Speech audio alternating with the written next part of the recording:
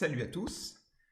Deuxième vidéo sur le chapitre le produit scalaire. On a vu dans la première vidéo une première manière de définir et de calculer un produit scalaire.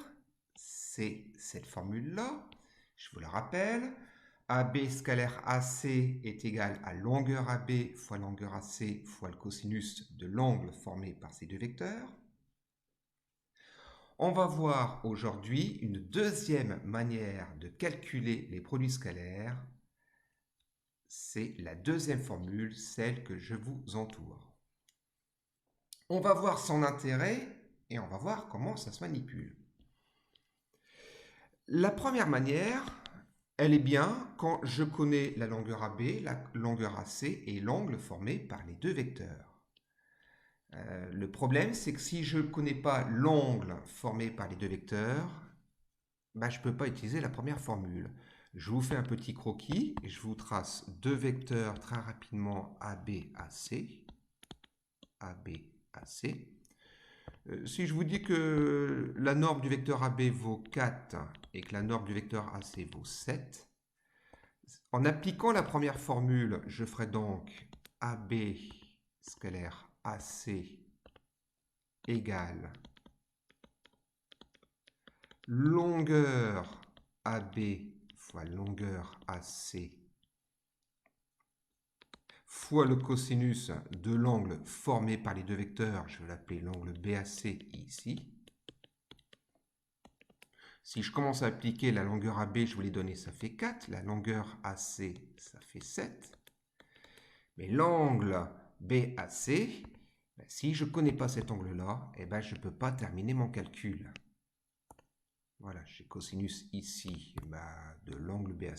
Si je ne connais pas cet angle-là, je suis bloqué, je ne peux pas finir le calcul.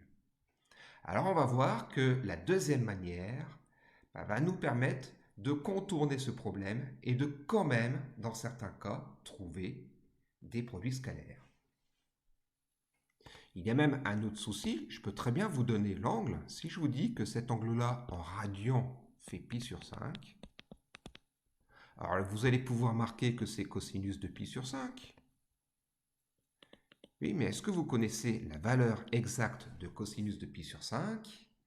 La réponse est non. À notre niveau, on ne connaît pas la valeur exacte de pi sur 5. Donc c'est l'inconvénient de la première formule. Elle est facile à utiliser, elle est facile à comprendre.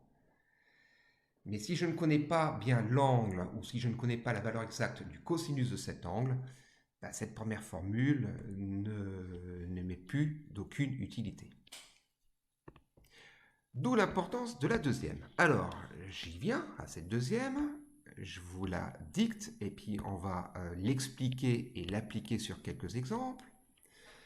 La deuxième formule, dit la chose suivante. Si j'appelle H le projeté orthogonal de C sur AB, le projeté orthogonal, ça veut dire le projeté perpendiculaire en quelque sorte, alors le produit scalaire AB scalaire AC sera égal à la longueur AB fois la longueur AH, ou moins la longueur AB fois la longueur AH, suivant que les vecteurs AB et AH aient le même sens ou des sens contraires. Je vous ai dessiné un exemple aussitôt. Dans mon exemple que je vous entoure en vert, le produit en vert ici, ce sera du violet, excusez-moi. Le produit scalaire AB scalaire AC sera égal à moins AB fois AH, où H est le projeté orthogonal de C sur la droite AB. Et comme les vecteurs AB et AH ne vont pas dans le même sens, je mets donc bien moins AB fois AH, qui sera donc ici égal à moins 8 fois 3, moins 24. Voilà un premier exemple rapide. Alors, on va refaire d'autres exemples parce qu'il faut avouer que cette formule, elle est un peu plus délicate à utiliser par rapport à la première. Je vous refais un schéma tout simple. Je vous dessine les vecteurs AB. Voilà, ça bug aujourd'hui avec ce logiciel. Allez, je vous redessine en rouge cette fois-ci un vecteur AB. le vecteur AC ici. Et si je veux calculer le produit scalaire AB scalaire AC avec la deuxième méthode, voilà comment on procède. On se met sur une droite, soit la droite AB ou soit la droite AC, on a le choix. Je vais me mettre sur la droite AB. Voilà, je prends une droite définie par un vecteur. Et je vais ensuite tracer la perpendiculaire à AB passant par C. Et il y a un point que je n'ai pas encore utilisé, c'est le point C. Et bien, je le projette orthogonalement sur la droite AB. Je trace donc la perpendiculaire à AB passant par C. Le point d'intersection de cette perpendiculaire avec la droite AB, je vais l'appeler H, ici. Et donc, si j'applique la deuxième formule, le produit scalaire AB scalaire AC sera égal à la longueur AB fois la longueur AH. Plus ou moins, ça dépend si les vecteurs AB et AH ont le même sens ou des sens contraires. Alors moi, je vais vous avouer, je ne raisonne pas tout à fait comme ça. Je fais simplement, vous regardez l'angle vert que je ne connais pas. Si c'est un angle aigu, donc entre 0 et 90 degrés, ce sera positif. Si c'est un angle obtus, entre 90 et 180, ce sera négatif. Là, graphiquement, j'ai dessiné un angle aigu, donc ce sera plus AB fois AH. Si vous connaissez AB et AH, vous avez fini le calcul. Donc voilà comment se manipule la deuxième formule. J'avais une autre possibilité. Je peux très bien, j'efface ça. Je pouvais très bien me placer sur la droite AC. Donc cette fois-ci, je vais tracer en bleu la droite AC. Voilà. Et je vais ensuite projeter le point B sur la droite AC. Je projette le point que je n'ai pas encore utilisé. Donc je trace la perpendiculaire à AC passant par B. Ça fait quelque chose comme ça. Si je fais le croquis, voilà, le point, la lettre C, je vais la mettre un peu plus près pour qu'il n'y ait pas de confusion. Voilà, je retrace ma perpendiculaire. Voilà, je projette B perpendiculairement sur AC. Ça va me donner un point que je vais appeler H'. Et bien dans ce cas, le produit scalaire AB scalaire AC sera égal à AC, puisque je me suis mis sur la droite AC, donc sera égal à la longueur AC fois la longueur AH', plus, puisque l'angle est toujours un angle aigu. Donc, il y a deux manières d'utiliser cette formule, soit en me plaçant sur la droite AB et en projetant le point C orthogonalement sur cette droite, ou alors soit comme là, en se plaçant sur la droite AC et en projetant B orthogonalement sur AC. Évidemment, je ne l'ai pas dit mais ça va de soi, il faut que les vecteurs partent du même point. Si ce n'est pas le cas, vous redessinez un vecteur pour qu'il parte du même point. Je vous propose d'autres exemples un peu plus concrets. Je vous ai dessiné un carré ABCD. C'est d'ailleurs le carré de l'exemple précédent. Allez, je précise bien que c'est un carré. Je vous donne ces longueurs, mettant que la longueur, que le côté du carré mesure 5. Et je vous propose de calculer le produit scalaire DC scalaire DO, où O est l'intersection des diagonales. Je place ce point. Et calculant le produit scalaire DC scalaire DO. Allez, je vais le placer ici.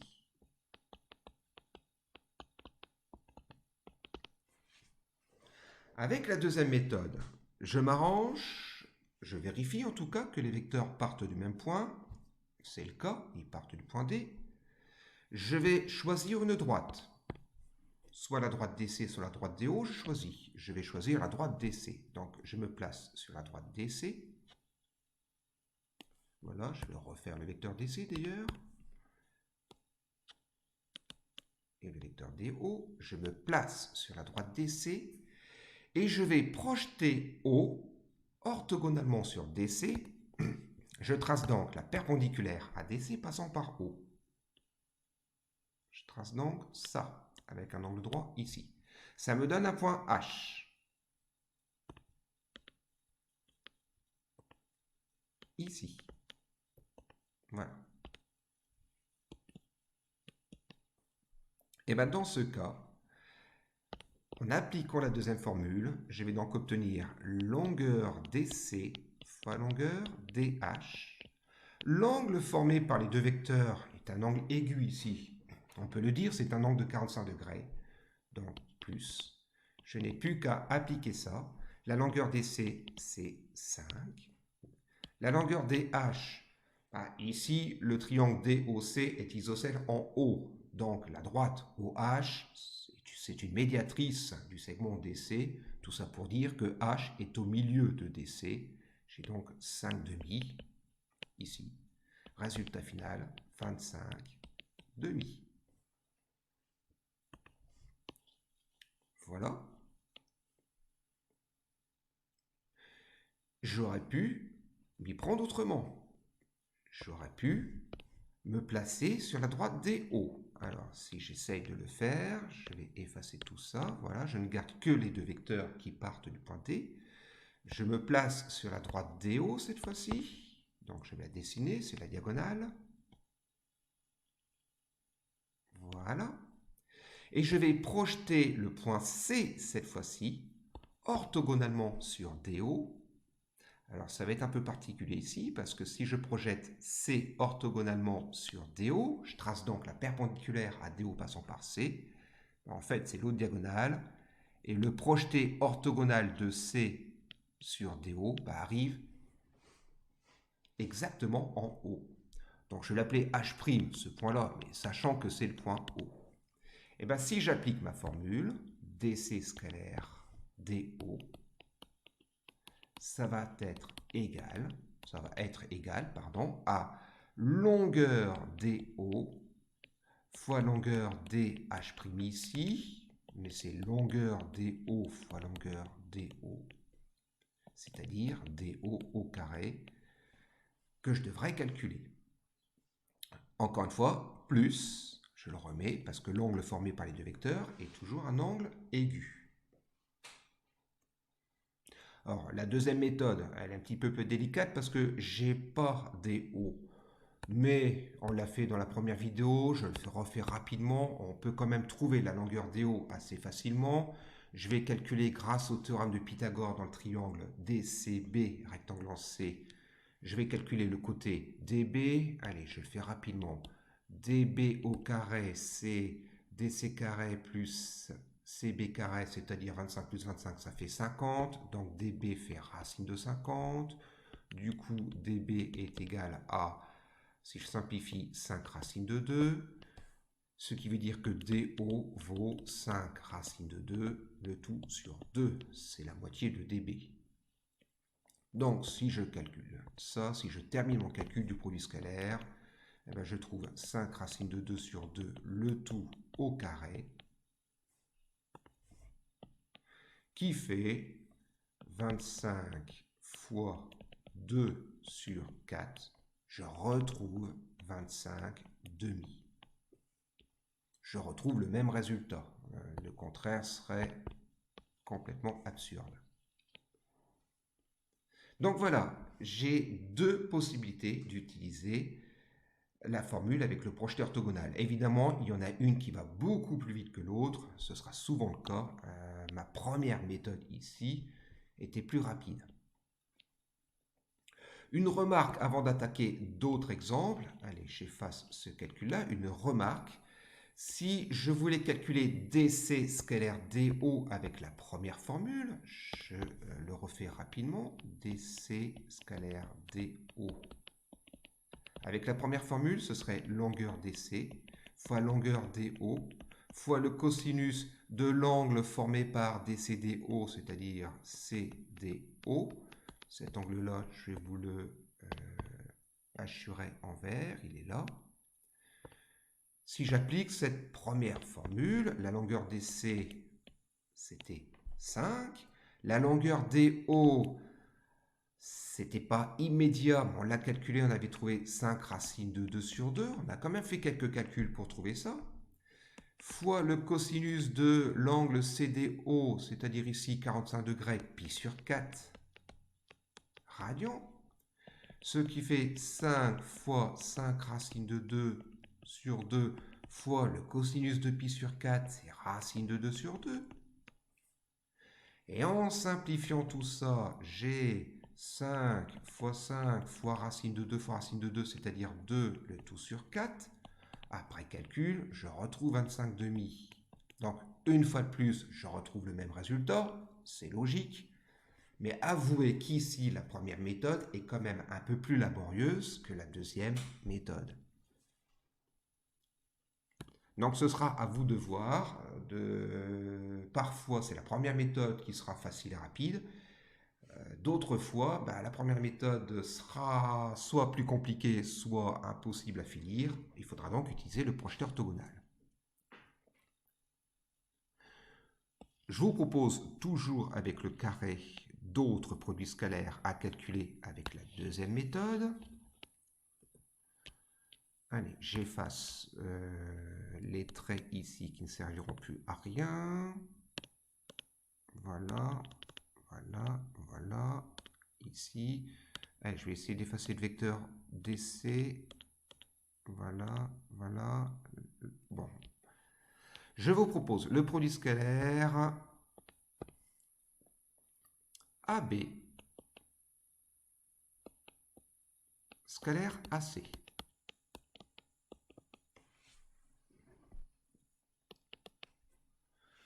Les vecteurs partent du même point. Je reste simple, donc les vecteurs partent du même point. Je trace le vecteur AB, je trace le vecteur AC.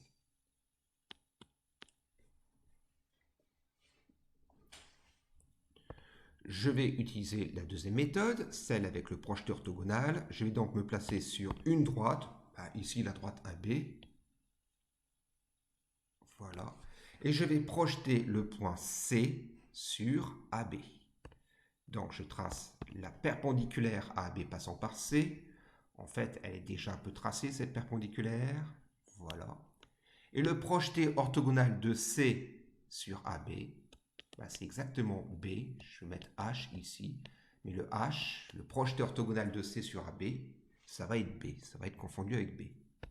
Donc j'applique la formule. Ça fait donc longueur AB fois longueur AH. L'angle formé par les deux vecteurs, je le remets ici. C'est toujours un angle aigu, c'est toujours 45 ici. Donc plus.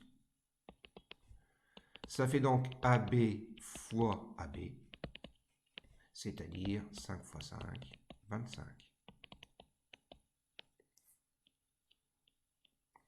Voilà un deuxième exemple qui était guère différent du premier.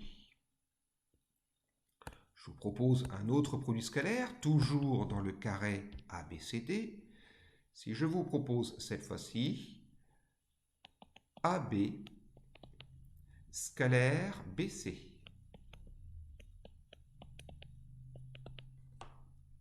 Alors là, les vecteurs ne partent pas du même point. Je vais effacer les traits de construction. Je vais tenter de garder uniquement ce qui m'intéresse.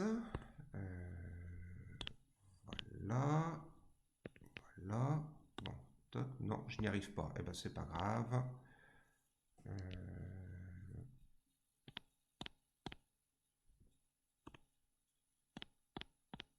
Non, eh ben tant pis. Allez, c'est pas grave. On a quand même le carré. AB scalaire BC. Les vecteurs ne partent pas du même point. Alors, c'est pas très grave. Je suis dans un carré. Le vecteur BC, c'est aussi le vecteur AD. Les vecteurs BC et AD sont égaux. Donc, je peux écrire déjà que c'est AB scalaire AD. Je vais placer les vecteurs. Je vais les mettre en rose cette fois-ci. Le vecteur AB, il est toujours là. Le vecteur AD, il est là. Avec la méthode du projeté orthogonal, je vais me placer sur une droite. La droite AB. Voilà. Et je vais projeter le point D orthogonalement sur cette droite. Je trace donc la perpendiculaire à AB passant par D. En fait, le point D, quand je le projette orthogonalement sur la droite AB, ben, il arrive exactement en A. Donc le point H ici, le projeté orthogonal de D sur AB, c'est A. Application de la formule, ça va donc être égal à AB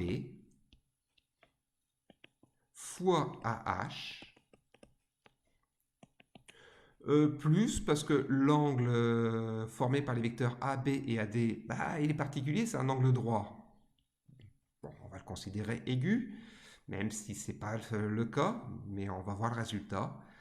Je continue ma formule, ça fait AB fois le point H, en fait, c'est le point A, donc fois AA.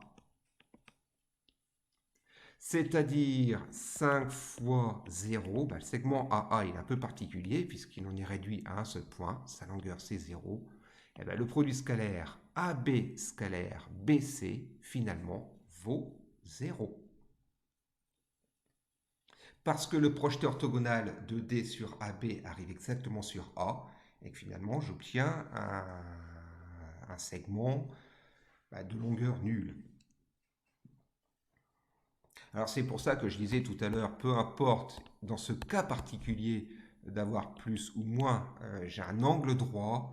Je vous l'ai déjà dit, quand vous avez un angle droit, le produit scalaire formé par les deux vecteurs vaut 0. Et bien ça se confirme aussi avec la formule du projeté orthogonal. Autre exemple, je passe ici au triangle équilatéral. Allez, le triangle ABC va être un triangle équilatéral. De côté, on va mettre de côté 7. Voilà. Et je vous propose un produit scalaire tout simple, AB scalaire AC. Voilà, encore une fois, je ne me suis pas embêté. J'ai fait partir les vecteurs du même point. Donc je vais les dessiner, ces vecteurs. Le vecteur AB, c'est celui-là. Le vecteur AC, celui-là. Avec la première formule, ça irait vite. Je vous rappelle, ce serait longueur AB fois longueur AC fois le cosinus de l'angle formé par les deux vecteurs. C'est un angle de 60 degrés, donc pi sur 3. On s'en sort avec la première formule. Je l'ai faite dans la première vidéo. Là, on va le faire avec le projeté orthogonal. C'est pas compliqué. Je me place sur la droite AB, par exemple. On y va sur la droite AB, donc je trace la droite AB. Et je vais projeter orthogonalement le point C sur cette droite. Ça va donc donner cette construction. Voilà, je vais essayer de la faire mieux que ça. Voilà, avec un angle droit ici. Mon point H qui apparaît là. Si j'applique ma formule, ça va donc donner longueur AB fois longueur H. Voilà, comme les vecteurs partent du même point, en fait, c'est toujours AB fois AH. Plus, parce que l'angle formé par les deux vecteurs ici, je l'ai dit, c'est un angle aigu, c'est 60 degrés, donc plus. Application numérique, ça fait plus. La longueur AB, c'est 7. La longueur AH, c'est 7,5, puisque comme je suis dans un triangle équilatéral, la droite CH, c'est la médiatrice du segment AB. Donc H est au milieu du segment AB. Donc 7,5. Résultat final, 49,5. Voilà. Mais j'aurais pu me placer sur la droite AC. Donc je vais refaire la construction. Allez, j'efface ça, tout ça. Je vais me placer sur la droite AC cette fois-ci. Donc, ce que je vais tracer en bleu, c'est la droite AC.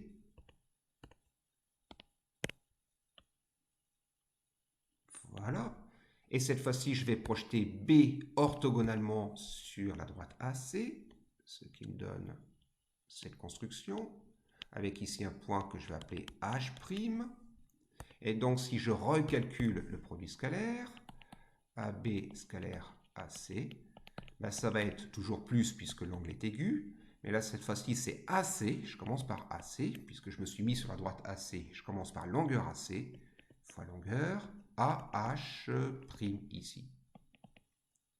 C'est-à-dire A7 fois 7 demi. Vous voyez bien qu'on est dans un triangle équilatéral, que par symétrie, en fait, on retrouve les mêmes constructions, les mêmes dimensions en tout cas. On retrouve le même résultat.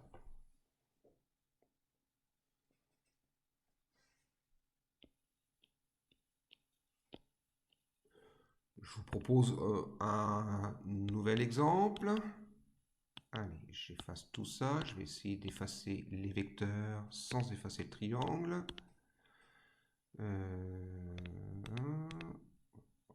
J'ai presque réussi. Et non, je ne réussis pas. C'est pas grave. Allez, exemple suivant que je vous écris à droite. Ou à gauche plutôt. Je vais effacer cette partie-là. Voilà. Je vous propose le produit scalaire. AC, puisque j'arrive pas à l'effacer. Je vais prendre AC. Scalaire. Je vous propose CB. AC scalaire CB.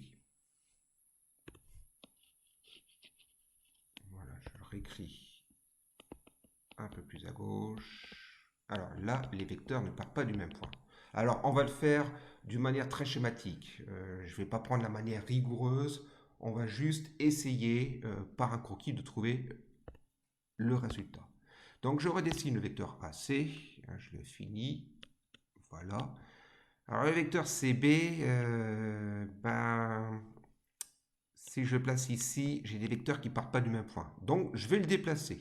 Voilà. Je déplace soit AC ou soit CB. Je vais faire en sorte que les vecteurs partent du même point. Donc, je vais le déplacer, le vecteur CB. Donc, je vais l'effacer. Et je vais le dessiner ici. Voilà. Le vecteur CB, il est là. Le vecteur AC, il est là. Alors, encore une fois, ma méthode n'est pas celle qu'on appliquera d'ici quelques vidéos. On verra une méthode plus tard, beaucoup plus rigoureuse. Là, je me contente de trouver le résultat avec un croquis. En tout cas, ce qui est sûr, c'est que le vecteur CB, sa norme, vaut toujours 7. Alors, je vais appliquer la deuxième formule. Et bien, dans ce cas, je vais me mettre sur une droite, soit la droite définie par le vecteur AC, ou soit la droite définie par le nouveau vecteur CB que j'ai placé ici. Et bien, je vais me mettre, par exemple, sur cette droite-là. Voilà. Et je vais donc projeter le point C orthogonalement sur cette droite. Ça va donc donner cette construction avec un point H qui va être ici. Voilà. Et donc, si j'applique ma formule, eh ben, AC scalaire CB va être égal à la longueur, alors la longueur CB fois la longueur AH. Je vais redessiner en vert les longueurs que je multiplie. Ça va être cette longueur-là, la longueur du vecteur CB, ici, fois la longueur AH.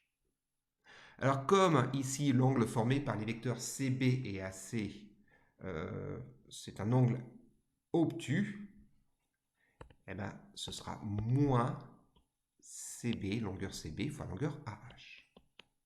Voilà, j'ai un angle obtus, donc le produit scalaire sera négatif.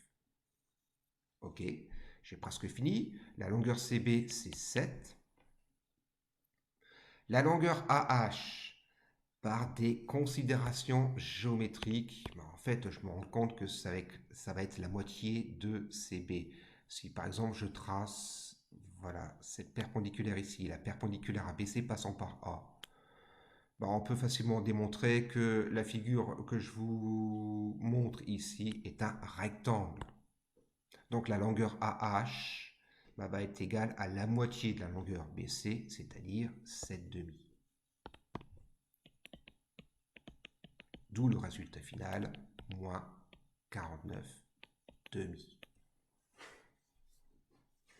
Alors, la méthode que je vous montre ici, elle manque un peu de rigueur. Hein. Je n'ai fait que quelques constructions, elle est bonne et le résultat est valable. Elle manque un peu de rigueur. On verra, lorsque notamment on aura vu toutes les règles de calcul que l'on peut faire avec le produit scalaire, on verra une autre manière de calculer ça d'une manière beaucoup plus rigoureuse et d'une manière beaucoup plus efficace. Une petite remarque, je continue un peu dans cette vidéo, je vais recalculer le produit scalaire AC scalaire CB, mais avec la première formule, un petit rappel, pour voir déjà si on retrouve le même résultat, le contraire serait étonnant. La première formule, c'est longueur AC fois longueur CB fois le cosinus de l'angle formé par les deux vecteurs, donc l'angle AC-CB. On y va. La longueur AC, c'est 7. La longueur CB, c'est 7 aussi. Et le cosinus de l'angle ACCB, alors je vais le montrer en bleu ciel, cet angle-là. L'angle ACCB, c'est cet angle-là. Voilà, puisque quand je fais partir les vecteurs du même point, on a les deux vecteurs rouges ici. Bon, cet angle-là, est-ce qu'on ne peut pas trouver sa valeur, sa mesure en degrés? Il me semble que si. Il me semble que si. C'est 60 degrés plus cet angle-là, mais qui fait aussi 60 degrés. Eh oui, je vous la fais rapidement si vous voulez. Allez, je trace en gris, c'est la droite baissée. L'angle que je fais, allez, en couleur or, cet angle-là et cet angle-là sont des angles alternes internes. Vous avez dû voir ça en cinquième. Et vous savez que quand deux droites sont parallèles et qu'une troisième les coupe, les angles alternes internes formés ont la même mesure. Donc l'angle ici couleur or vaut aussi 60. Tout ça pour dire que l'angle des vecteurs ACCB, l'angle bleu, il vaut 120 degrés. 120 degrés en radian, c'est 2π sur 3. Oui, c'est 2 fois 60, donc 2 fois π sur 3. Je termine mon calcul, 7 fois 7 fois le cosinus de 2π sur 3, moins 1,5. Résultat final, moins 7 fois 7, moins 49, demi. Voilà, c'était un petit rappel de la première formule.